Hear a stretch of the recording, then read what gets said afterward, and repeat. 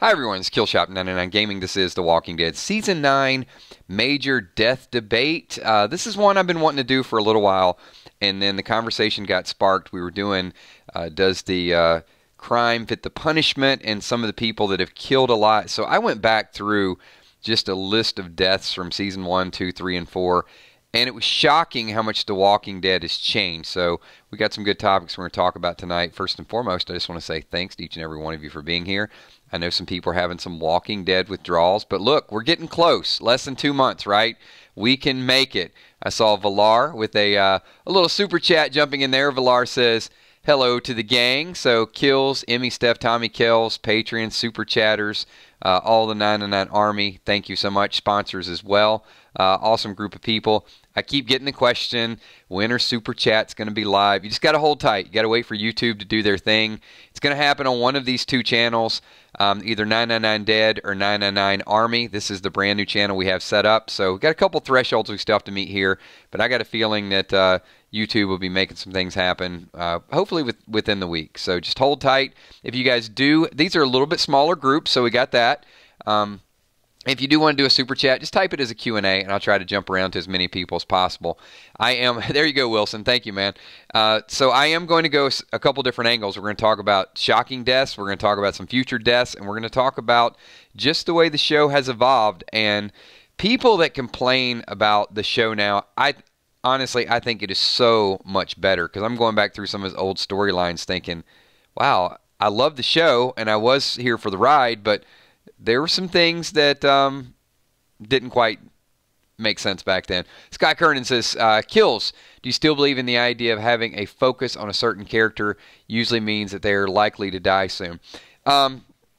Scott, it depends on the character, but I do believe that. I believe that a lot of times, one, I think it's subconscious. They just want to tell the story and then get us thinking about that character. And number two, I think it's a chance to kind of pay a little bit of respect to that character. I mean, we knew with Jesus' character, right? We saw him out there with Aaron. He was getting a little bit more airtime.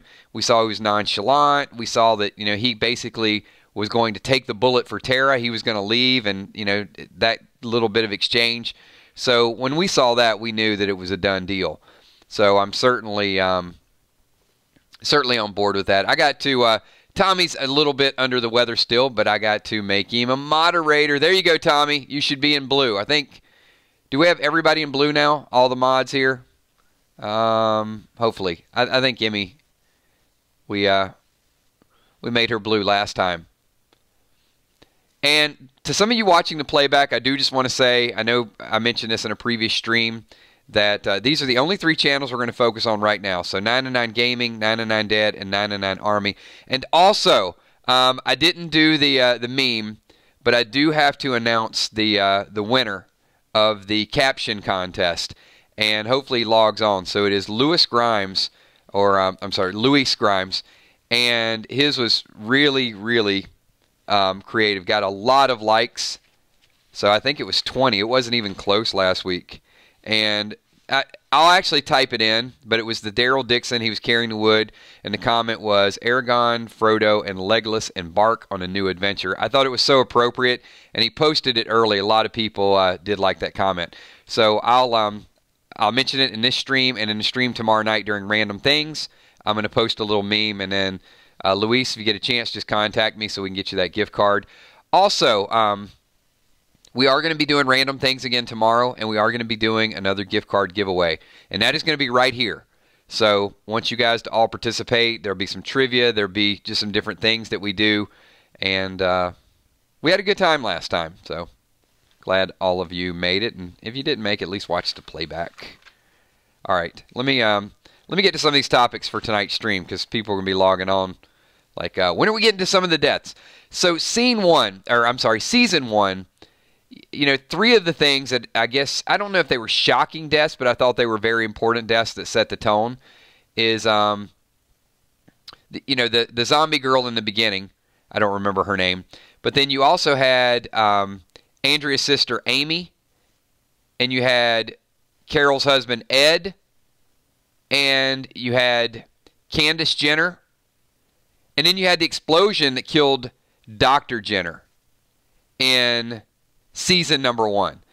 So of those, I think I'm trying to go back and keep in mind, I didn't start watching The Walking Dead when it first started. I went back, I guess it was around season 5, maybe 4 or 5, and I binge watched it and kind of got caught up.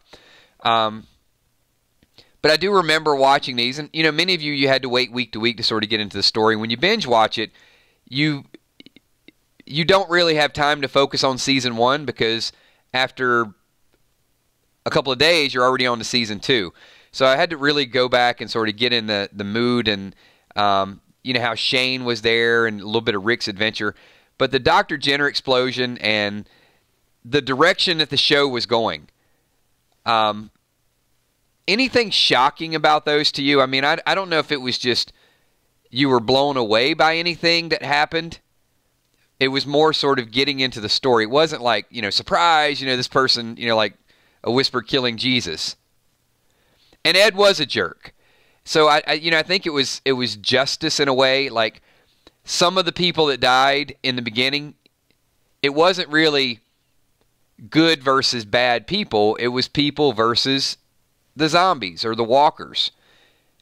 And the way the show really made its point was the people that were jerks kind of got killed by walkers early on. And then when they reanimated, they would just get kind of wasted by other people.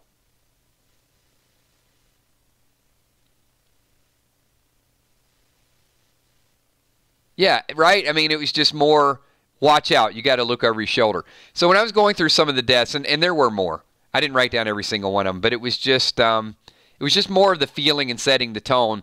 You knew they were onto something, this dark, creepy look over your shoulder. And walkers were scary back then. It was a new show, not a totally new concept, but a new show and something that you wanted to kind of tune back in and check it out again. So Scott super chatting says, I feel as if season 1 was fantastic. Feels Darabont would have made the show even better than it already is.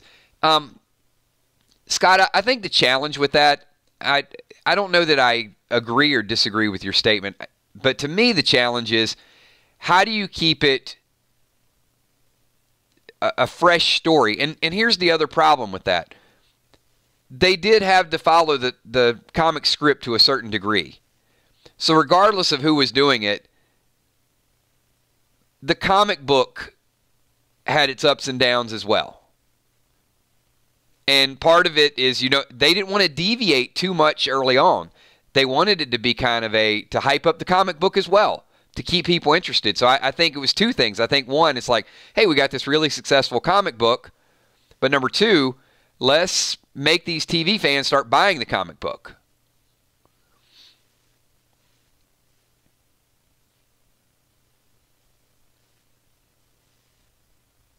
Jenner, the first whisperer. Think Jenner's got some diabolic plan and he really escaped the explosion? So, after the explosion, we move on to season 2. And season 2, you start to see, other than Shane, right? So Shane in season 1 already started to say, look, and Ed too, we're out for ourselves. Merle as well. I think more along the lines of, you start to see that it's not just about survival, it's about the challenges of people trusting each other. And to me, that was evident when you started to get to Herschel's farm. Not only did you know that, hey, Shane really wants to make a move on Rick's woman and continue to do that, but the whole deal with Otis being sacrificed. Eat Otis. That'll slow the walkers down so I can get away. And then, of course, the missing Sophia. And then the Sophia that Rick had to mercy kill. We also started seeing in season 2, honestly, Julie, season 2 for me is, I think, really where I started liking it, because I saw how it wasn't just about relationships. I saw how it was about survival. That's where you start to see a lot more of the mercy killing, and you knew that there were people with motives, like Herschel, wanting to keep family members locked up in a barn, just for hope that maybe God would save them, or hope that they would turn back, or just from a selfish nature of, I'm not ready to bury this person. I want to see them. I just, at least I got some piece of them. You started seeing how this walker population was starting to mentally break down people. Where you start to get shaved head Shane. People were losing their minds. Like, what was survival about? It wasn't about rebuilding. It was about getting yours. What's up, Walking Dead Nerd 13? Thank you. Appreciate you popping in and saying hello. Make sure you catch the playback.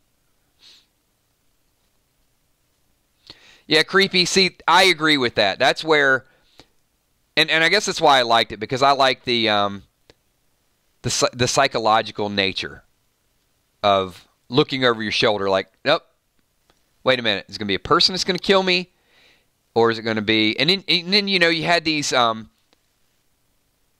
groups really starting to form. Whether it's Shane and Andrea's group, whether it's Rick, we started seeing a lot of the challenges of Rick's leadership as well.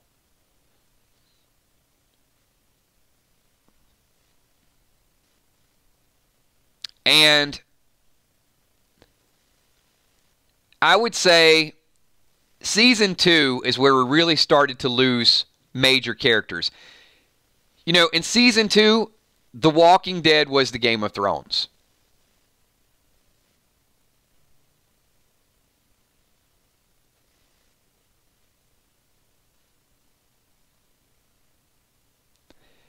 Yeah, and Glenn Mazar, he was the shortest showrunner. Not height, but wasn't he spent the shortest amount of time in the role?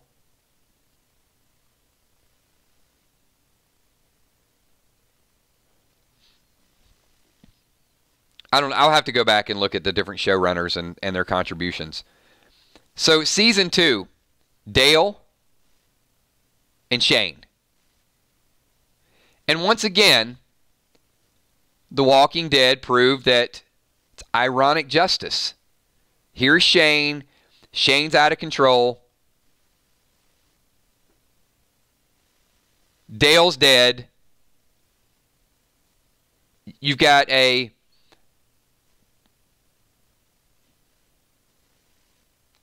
standoff, potentially. That is correct, Scott. Dale quit the show, but he also wanted to come back to the show, and they'd already written him off. So he wanted to leave, and then he wanted to stay. That I know.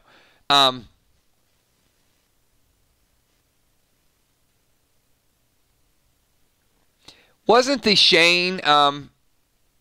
did anybody feel a similar vibe with Negan and Rick last season as they did with Shane and Rick? Kind of that, one-on-one and a little kind of okey-doke and a little tricking going on.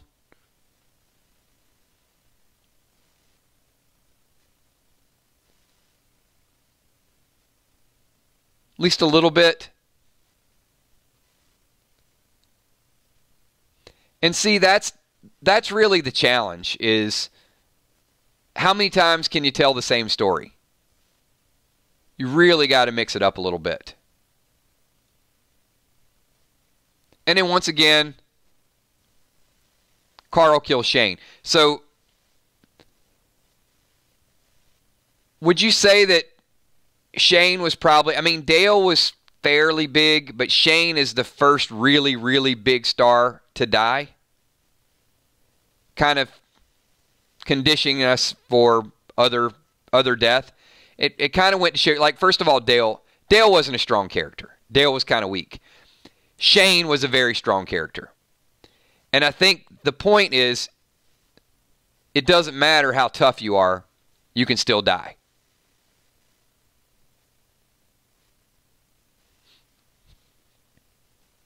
Well, Scott, if Darabont wanted Shane to die in season 1, it's because Shane was such a minor character in the comic book.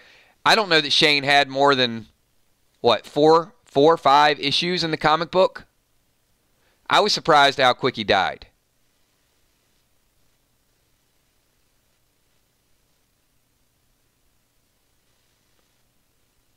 And, I mean, they did drag him along. I mean, they gave him a lot more airtime. They got him all the way to Herschel's farm. Yeah, I'll go back and see. Okay, maybe it was 6, but it was in the first few issues. He was gone.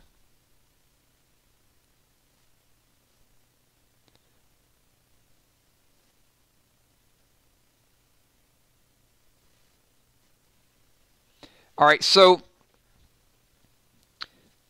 moving on.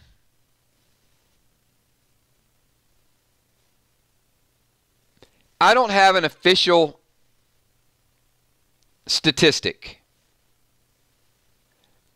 but of all the people on The Walking Dead, who would you say has probably been responsible for the most kills on the TV show?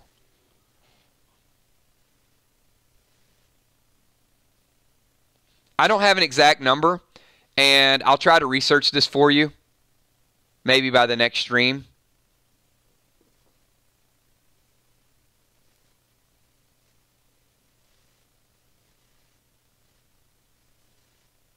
Rick, Daryl, Rick, a lot of people saying Rick. So go back to season 3. This was a little surprising to me, and it was surprising and not surprising at the same time.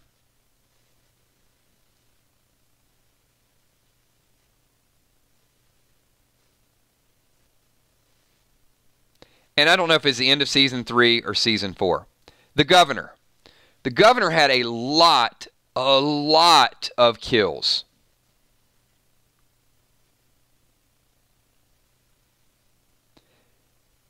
And I don't know how long the governor's arc lasted. Season 3 and a good part of season 4, right? Almost 2 seasons.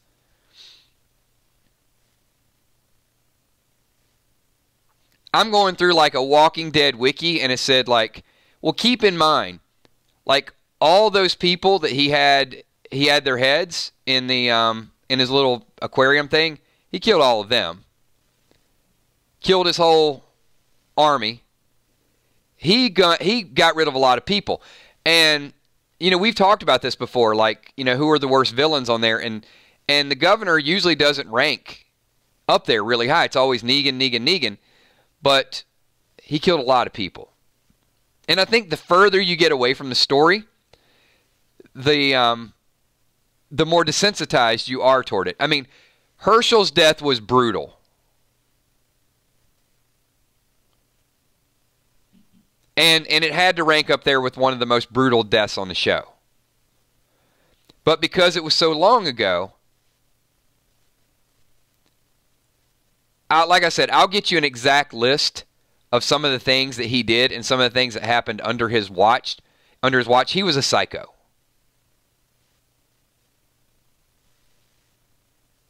And a lot of people, now that we're kind of talking about, a lot of people are like, yeah, you know what? The governor was a little worse than Negan.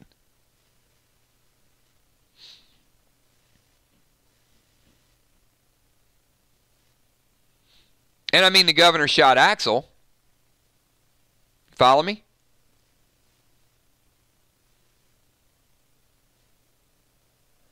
I did like me some Axel.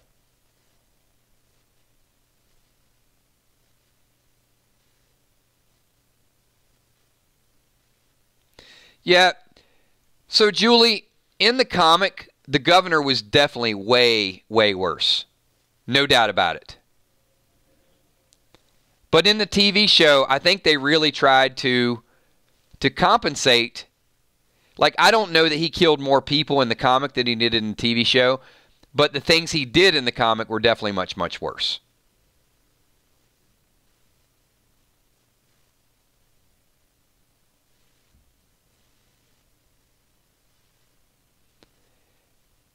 And if they are able to pull off, and I don't want to get too far ahead of it, but if they're able to pull off and make Alpha, I mean, they have to, and we expect them to, but, you know, depending on the path of the story, if they can make Alpha worse than the Governor, worse than Negan, it's going to be tough to watch. And I know she should be, just because of the direction. But nothing is a slam dunk. Because, you know, a lot of what they write and a lot of what we view depends on how we perceive it. I mean, we still have to accept it as hardcore and as horror, even though they're going to write it.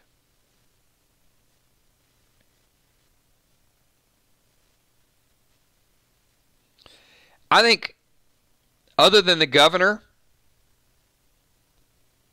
the flu was one of the top killers.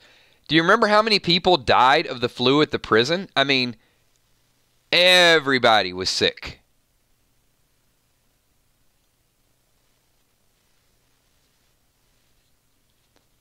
I mean, at one point, I thought the flu was going to kill the show.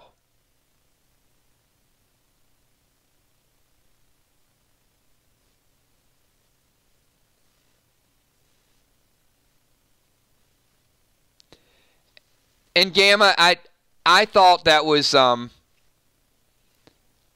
thought it was a little slow, but I also thought it was necessary. So let's kind of, you know, get up to season 4. And real quick I'll recap. So season 1, hey, you better be afraid of these things that are going to bite you. Season 2, watch out for these alliances because there's things that'll bite you, but there's people that will stab you in the back.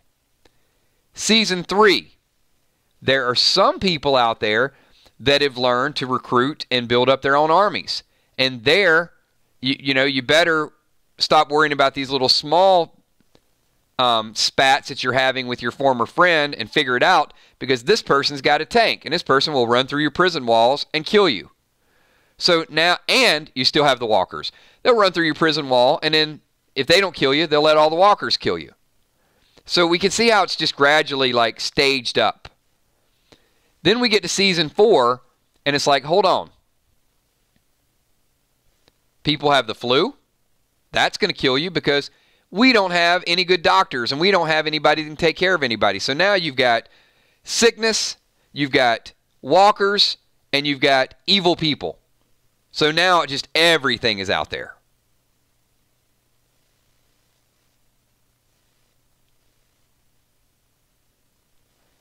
And then we get to season 5. Then we got the worst of the worst. Then we get cannibals. And we get sucked into it because, you know, we see this. All right, first of all, let me say this. If all of us are out on a field trip and we're going to a place called Terminus, I got a bad vibe about that name. You know, it like you're going to be terminated. If you really want to invite people in, you name something like Happy Valley. Welcome to Happy Valley Farms. You don't go to a place called Terminus. And the thing about Terminus is it led you to believe that it was normal. Like, you kind of let down your guard just for a split second. Like, what? Wait a minute. What's going on with this group? There's something not right about them. They've sort of learned to survive. Oh, this is like, the Terminus is like a undead Hansel and Gretel. That had to be where they got the backdrop for that. Let's just lure you in, and then you're going in the oven. We're going to cook you.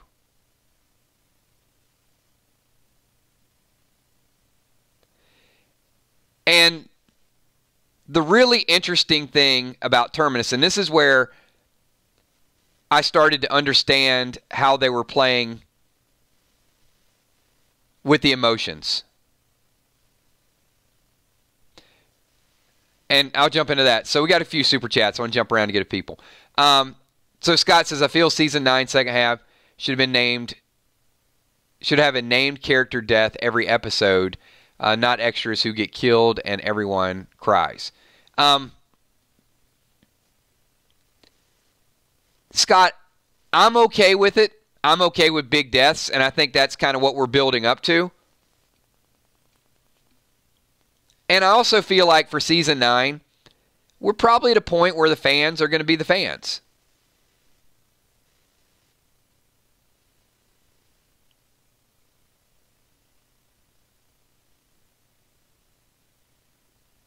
So let me kind of recap once again, because there's like a clear line we could chart all the way up. Just real quick, give you kind of the recap as we talked about. Season 1, setting the ground. Season 2, people stab you in the back. Season 3, coordinated groups can work. Season 4, the elements. Season 5 shows you people can be coordinated and they can recruit a bunch of like-minded wackos that will eat you to survive. They will trick you to come in, and then they will eat you. So we just took it to a whole different level, right?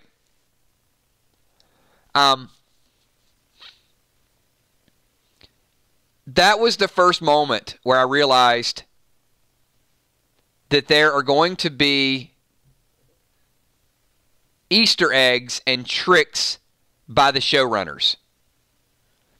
Because they led you to believe that Glenn was going to be beat down with a baseball bat in Terminus the same way Negan beat Glenn with the baseball bat. So that was the first time it's like, okay, no,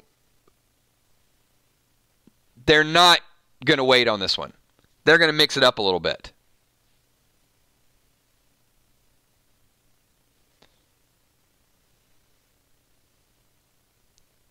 And let's be honest, because spoilers weren't super, super big back then. How many people were sitting at the edge of your seat when they were whacking people and draining their blood and you thought it was going to be Glenn? How many people were just like, Glenn's going to die? I mean, I was so convinced that he was gone.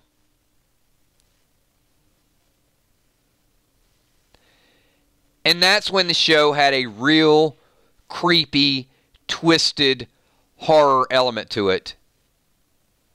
And then Carol shows up in a nick of time.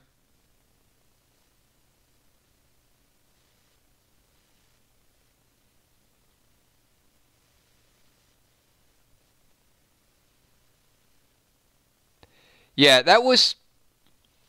And, once again, justice is served. And I think that season also really started to show you have to have faith in the heroes. So as soon as Walking Dead takes you down a dark path, before we had hope, I think, in maybe even Rick's ability to rise above it, we had some hope in Carol.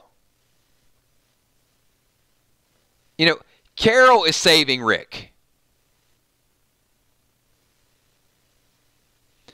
And in fact, let me see if you guys, is there a Rick moment that is better than Carol saving Rick and Glenn? Can you think of a Rick moment that is more profound than that?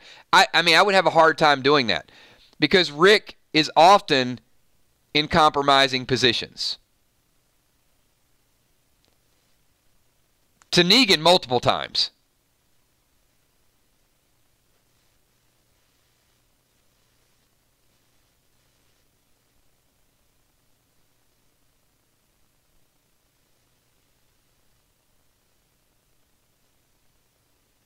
So Tommy says, do you think we could see part of the dream sequence we saw in 8-1? Part of the dream sequence...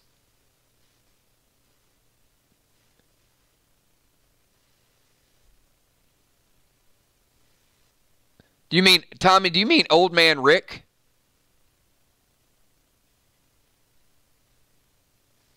I'll have to jump back to that.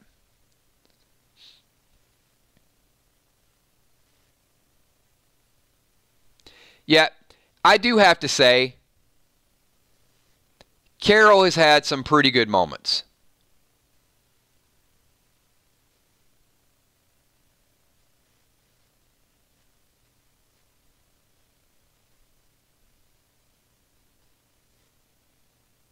No, I mean that whole sequence, Tommy, was and if you're talking about Old Man Rick and that was Carl's vision of the future, I think that's done.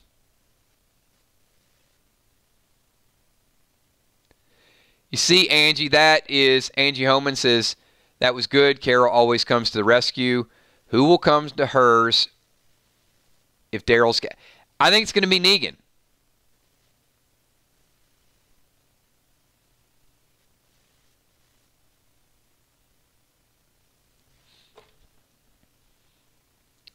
I think it is going to be the salvation of Negan.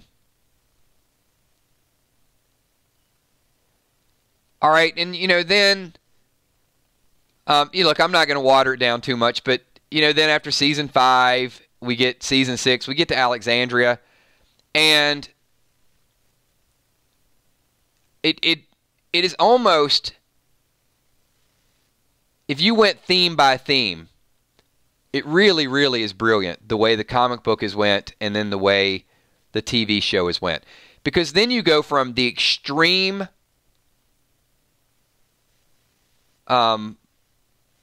cannibalism to structure. But by this point, the group is so untrusting. And Deanna, go ahead and type it, is so particular about who they're going to let in. And they're a little bit naive, right? I mean, they don't know how to fight, but they have a community. And they need people like Rick's group. They need people who have been through hell and back. If Rick had not been through everything that they went through,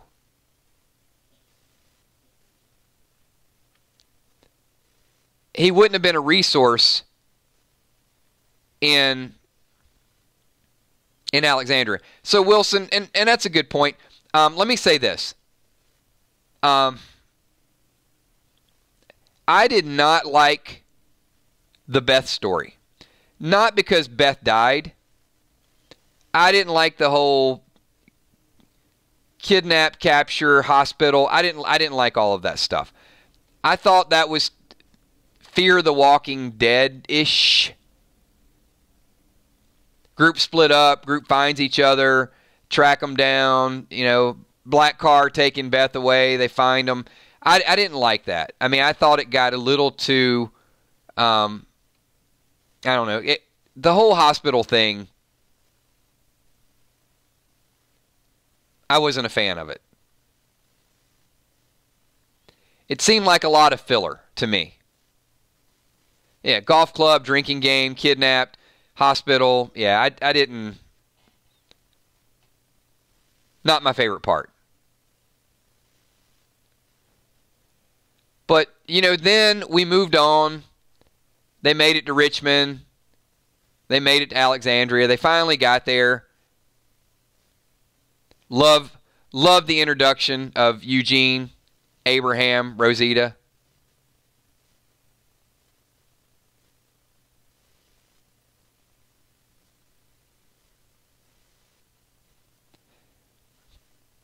But all of their experiences was the ultimate resource. Deanna knew that this group could help them build, could help them survive. But once again, the irony is Rick, I think it was Rick that said to Daryl, I'm not sure if it was Daryl. I'll have to go back. It might have been Daryl. And in the comic, Rick was interested in taking over Alexandria as well. Funny thing is that happened twice, right? Rick, if they didn't get their way in Alexandria, Rick was willing to take over by force. But Magna was also willing to take over Alexandria by force.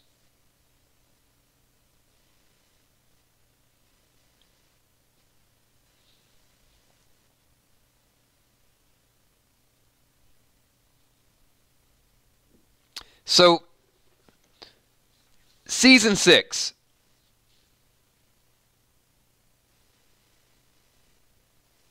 Who was the big bad enemy from Season 6?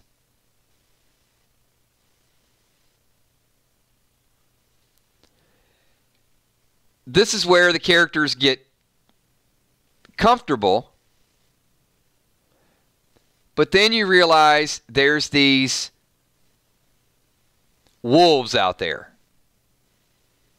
The wolves, right? So now you've got another barbaric group.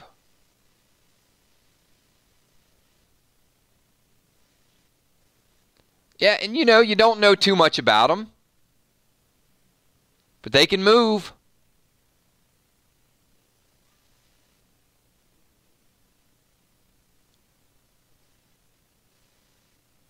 And wasn't it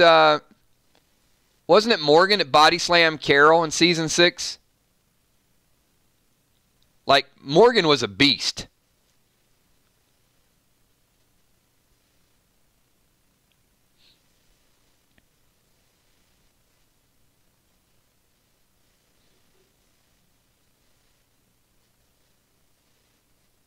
Got the jail cell, and then, you know, and then once again, they extinguished the threat, so they got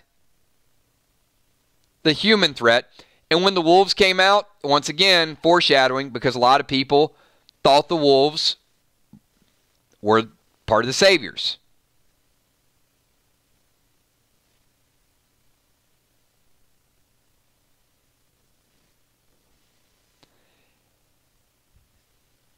And then they had to get kind of back in line with the comic.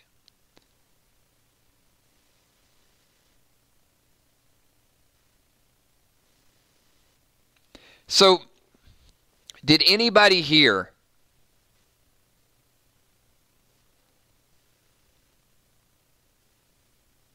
hey,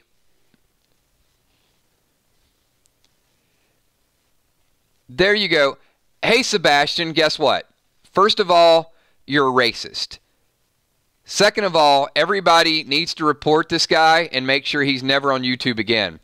And third of all, your racist crap did not even show up. So you made a fool out of yourself. Your word didn't even show up. And now you're going to be reported.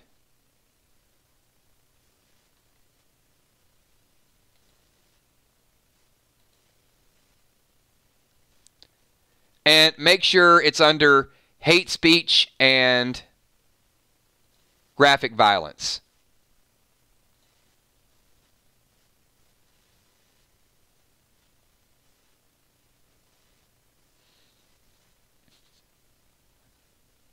Just no place for that stuff, man.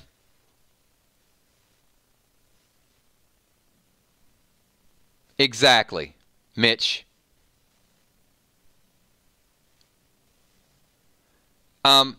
Yeah, moderators, you don't have to delete asshat. I think asshat is a very awesome word.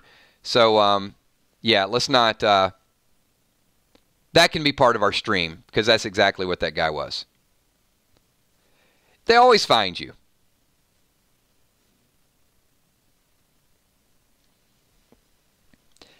See, that's the thing when you know that.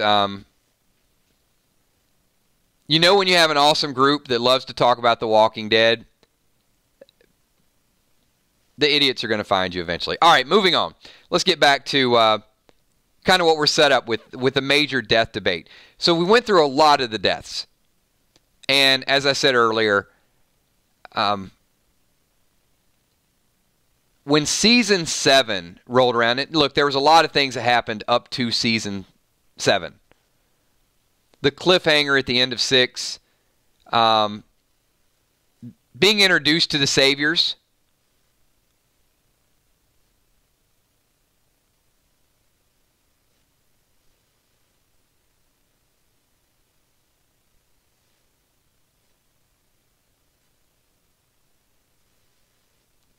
accidental deaths, and probably more and more of the foreshadowing.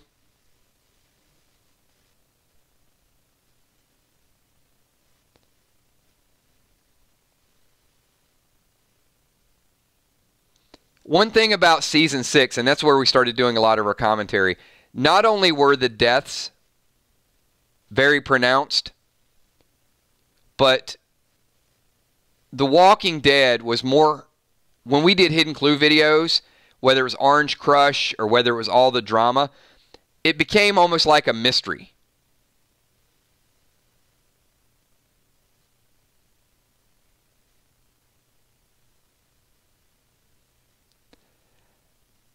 No, maybe not a major character death, Scott, but I think that's because they were setting it up for season 7.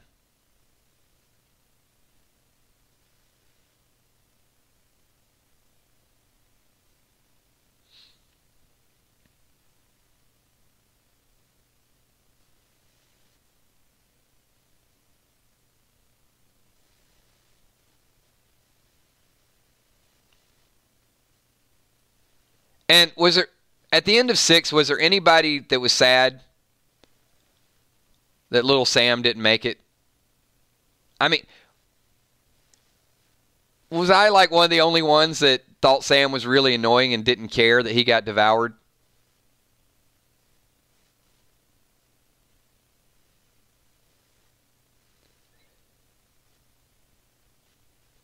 And how many people, we talk about repetition, how many people almost thought, at least for a little bit, that Henry was the second coming of Sam? I kind of felt that way with Henry at one point.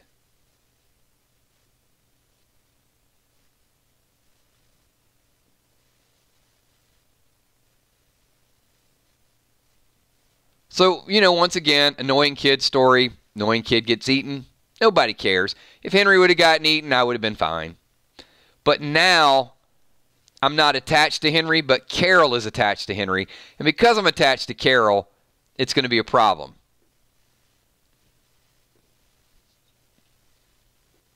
Scott says, but every episode has a character death, which was very weird. For some reason, season 6 was the last traditional Walking Dead season. Yeah, it certainly got...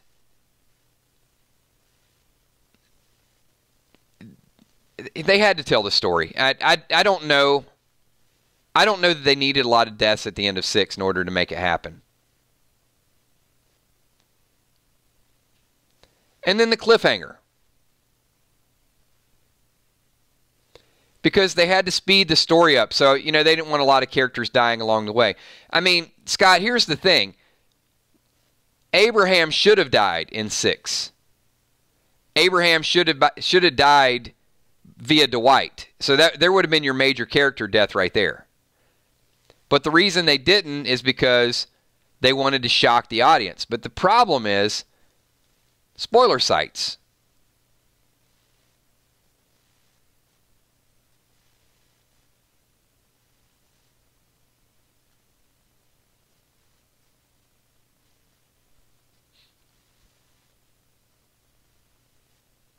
Yeah, I mean, Casey, I agree. Denise's death was a shock.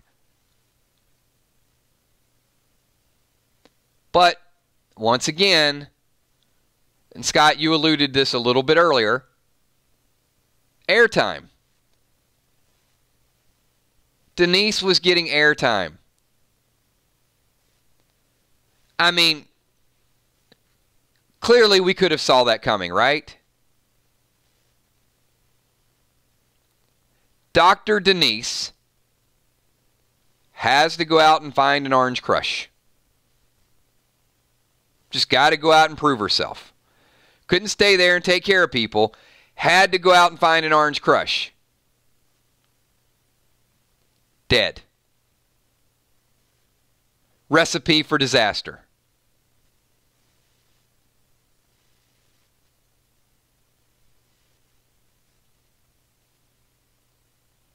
So even though the means of which she died shocked us, the fact that she died should not have shocked us.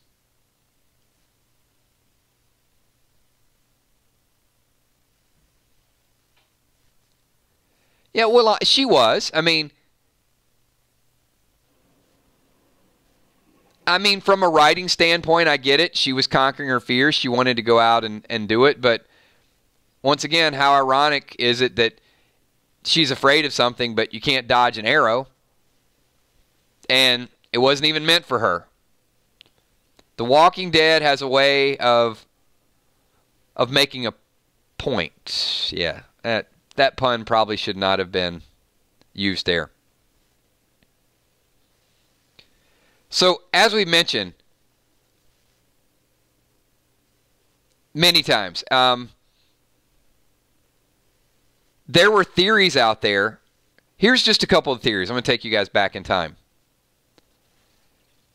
You guys remember, I'm not going to say who it was, but it was sent to me. Do you guys remember the theory that Enid was related to Negan and she fed Maggie poison pickles to get her sick? I'm not making this up. I swear to you. I swear to you, it was a theory. Enid was a traitor. We heard Enid was a traitor. We heard Enid was Negan's daughter.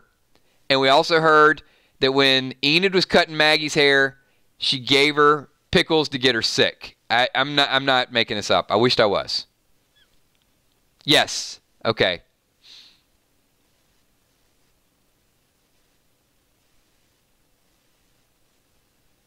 Okay.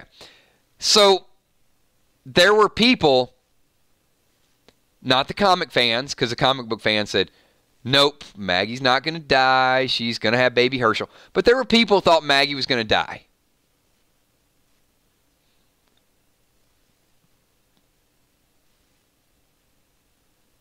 And the spoilers at the time were very tight-lipped. Like, even the spoiler sites were not getting all the information.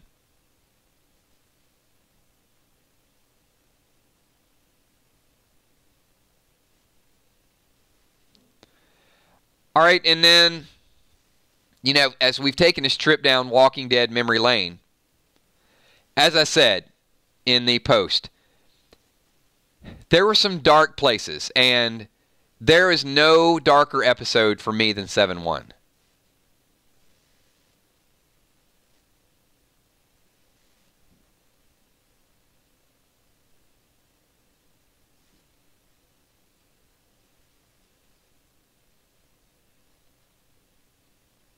I'm waiting for chat to catch up.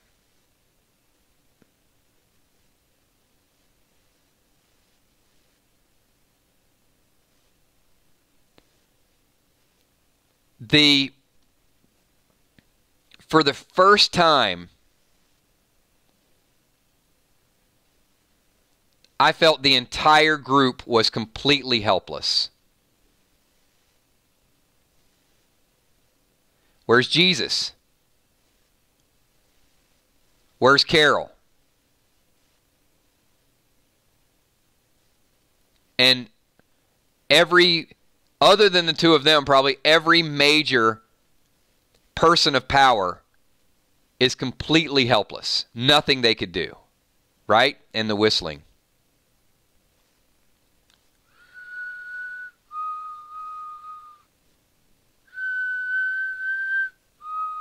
All right, yeah, okay. Yeah, I know it's a little creepy.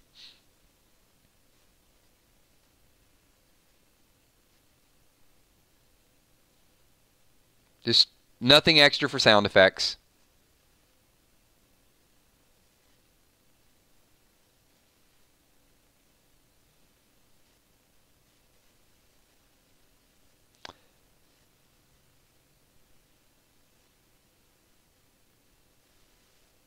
Yeah, I can't get it out of my head either.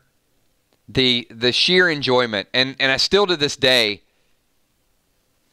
think it is by far the worst scene in Walking Dead history.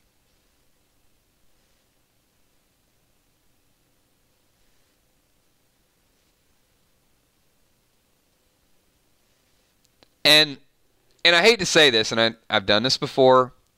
If you guys are eating, close your ears.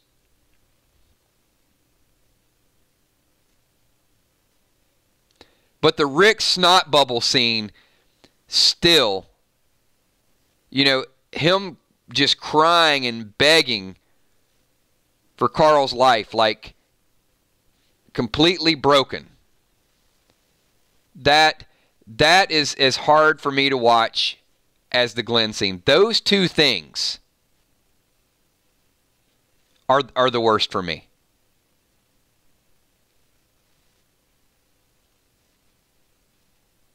So I'm going to throw it out there to the group because we're at about 51 minutes. We're not quite done yet, but we've been kind of going through the deaths. Up to this point, any death scene more moving, more impactful to you than 7-1? And if there is, go ahead and put it in there right now. I just kind of want to take a pulse of the audience and see where you guys stand with that. Because up to that point, and even to now,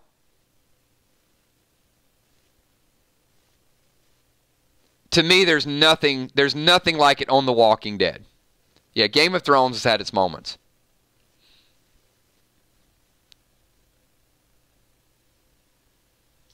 Scott, you think Sophia's death and Lori's death would be bigger than Glenn and Abraham and the method of which they were beat down, and then the threatening of Carl, like he was going to take Carl's arm off? The complete destruction emotionally of Rick Grimes? No. You know what? Lori's scene was not even close. If Lori would have been running from the governor and got shot in the back with Judith like in the comics, it still wouldn't have been close. I don't think Lori's death in the comics was as epic and as bad as this. Look, in the comic, the Glenn death was big. But to take Glenn and Abraham and to kidnap Daryl,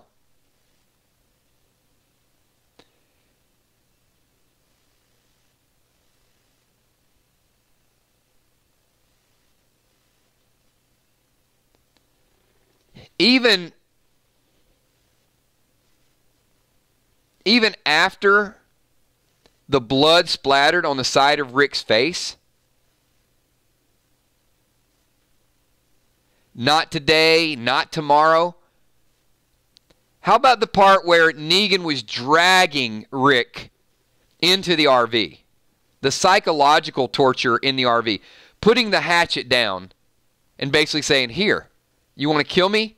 You kill me. And all those people having to wait for Rick to come back before they knew what their fate was. The fact that they could all have been dead. It was graphic. It was unbelievable.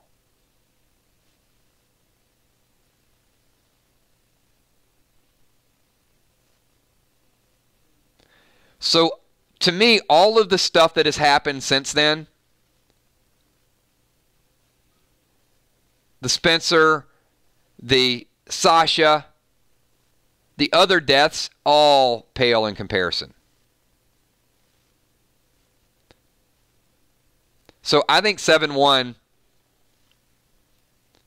is unbelievable.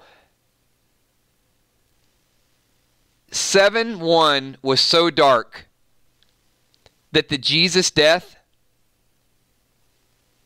did not even blip on my radar.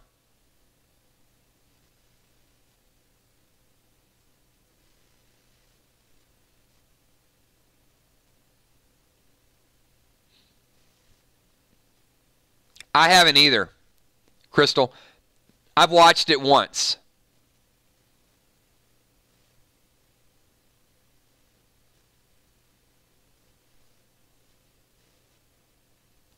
So I'm going to throw it out there right now. You have fan favorites Abraham, you have fan favorites Glenn, and you have the destruction of Rick Grimes. Can Alpha top that scene? This is the major death debate that I want to have. And we'll continue this later on in the week, but I want to plant the seed. I want you to think about this. What would it take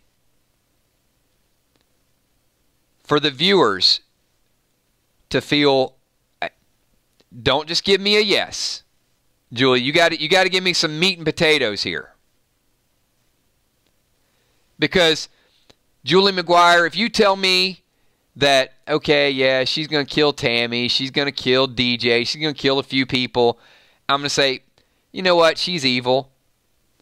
She ain't Negan dancing around in front of the headlights in the moonlight, smashing Glenn over and over again into a pulp until he is unrecognizable with his pregnant wife watching evil. So,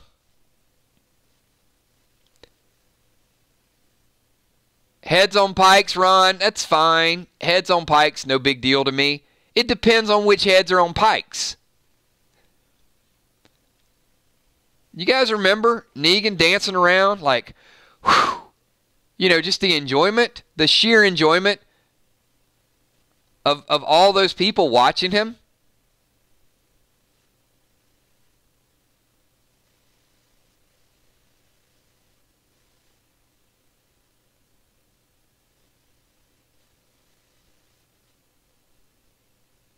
So, I'm going to tell you,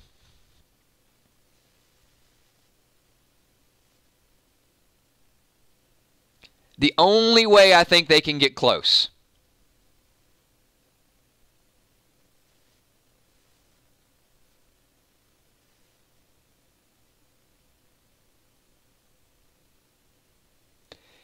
and I think it is to kill Henry in front of Carol and Daryl and Michonne, along with somebody else.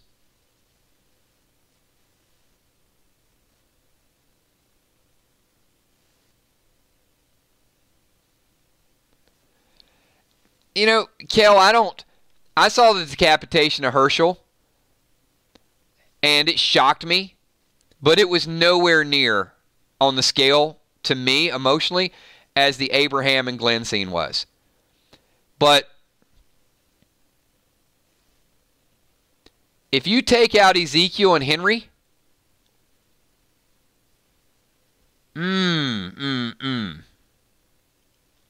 let's think about this for a second.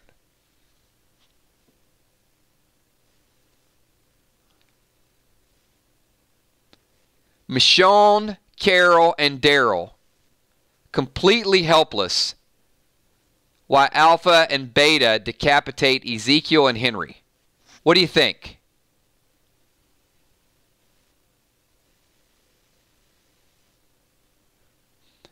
That might get us close. That might get us close to 7-1.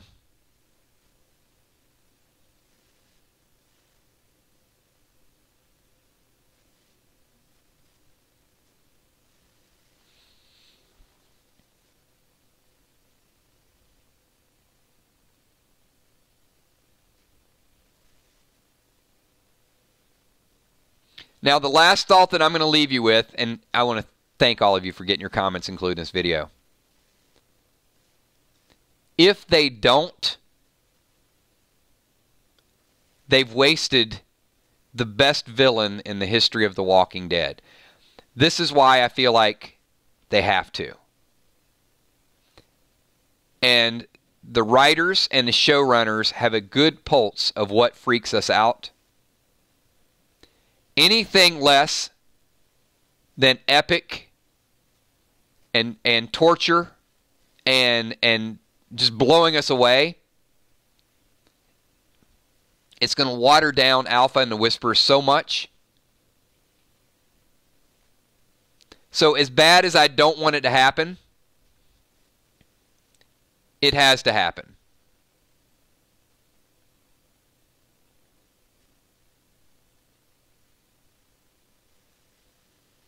And those of you that have read the history of the comics, you know where I'm coming from with that. It's pure evil. And it's all how it translates.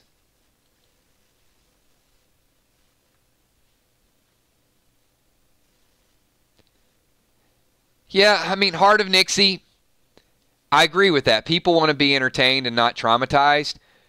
But there's those moments that I think they're milestone moments in the TV show and in the comic.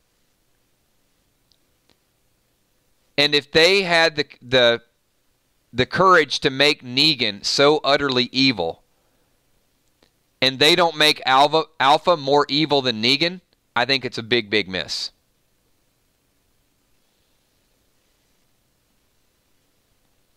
And as a fan, I don't want there to be one slight bit of sympathy for Alpha whenever Negan or Daryl or whoever gets retribution and kills him. I want to hate that group so much that when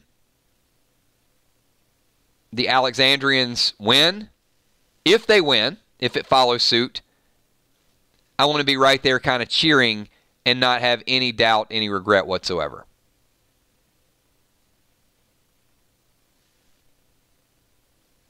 And it does. There's a lot that looks scary about Alpha at this point. All right, everybody, we have hit 62 minutes. And ironically, we went through a history of The Walking Dead. So there's a lot of stats, a lot of characters. If you guys just tune in at the end, catch the playback because some amazing comments typed by each and every one of you. Sorry I didn't get to everybody because there were just some good thoughts. I tried to, even if I didn't call on you, I tried to get some of your summary in there. If I didn't give you personal credit for it, then you guys know what you said. I'm not trying to steal your credit or steal your thunder. You guys are absolutely great. Thank you for everything that you guys do. We will be here tomorrow night doing random things. There will be a Walking Dead topic. There will be 4 or 5 other topics. We will be giving away gift cards again. So show up, have a good time. We'll do some trivia. We are going to continue last week's contest. We got a few more front men that we have to add to that as well. And with that, this is the closing credits. So I am going to wind it down, but I do want to give shout-outs to as many of you as I possibly can. I want to thank the patrons in the top left-hand corner. Random things tomorrow night, the gift cards, they're brought to you by all those patrons up there. So their contributions to the channel help the channel pay for advertising and also giveaways and contests. So want to thank each and every one of them. That's why we're doing more events. You guys are absolutely amazing. And also the sponsors in the top right-hand corner as well. The moderators, Emmy, Steph, Tommy, Kells. All of the would-be super chatters that are waiting to super chat. We're going to get that button turned on for you guys very, very soon. So just hold tight. Save your money. Go out, buy some Christmas presents. We will be super chatting very, very soon. And to each and every one of you, this channel is for the 999 Army. So we got 999 Gaming. You guys are a part of that. We got 999 Dead. You guys are a big part of that. But you'll see the random things and some of the other stuff. This is a kind of me paying tribute to each and every one of you. This is the 999 Army. You guys make it happen. So give me a quick 999 so I can shout out as many people as we possibly can. So we're going to start out with Pamela Wyant. Thank you so much. Jennifer Flaherty. Jim G. Northside Queen. Leanne Gash. Bumblebee Brown. Have a great night, Bumblebee. Samantha Coombs, E. Beach. I did see your message, Eric. I read through it. I didn't get a chance to check out the article yet, but I will. Kelly Golonzinier, Tammy Hill, Mitch True. We changed Michelle True's name to Mitch Puddin. I think that we need a nickname. Mitch Puddin. All right, Gamma, Coma Drug, Crystal the Singer Chick. Thank you so much. Cammy, K. Smith, Julia Muse, Edwin Gonzalez, Tony Arovio, KCF. KCF, thank you for redonating your gift card that you won last week. That will go in this week's pool as well. So appreciate that, making the contribution to the 999 Army and our random things. Azola, thank you. Ron Burgundy Moore. Robin Vance, have a good night. Oh, also, all you guys, make sure you pike that like button as well. Jay Irons, thank you for being here, Jay. Newfield 12. Heart of Nixie, have a good night. Viola McGowan. All my Kimberly G's. Gina Crockett, have a great night. Thank you. I love that you guys were a part of this and really kind of made it go along in a nice fashion. Your knowledge, and this is why I love our live forums. Walani, thank you for being here. Is because, as I said before, I've got bullet points, but you guys bring so much depth and so much insight and so much knowledge to it that, I find a lot of stream, I'm just kind of agreeing with what a lot of you guys are saying. So thank you so much. Like a living live stream. Grayland28, thanks for being here.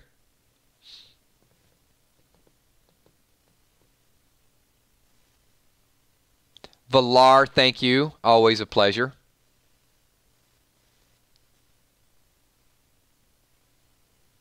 And I probably got a lot of other people that missed in shout-outs. But if I missed you, be here tomorrow night for Random Things. Lisa Khaleesi, thank you.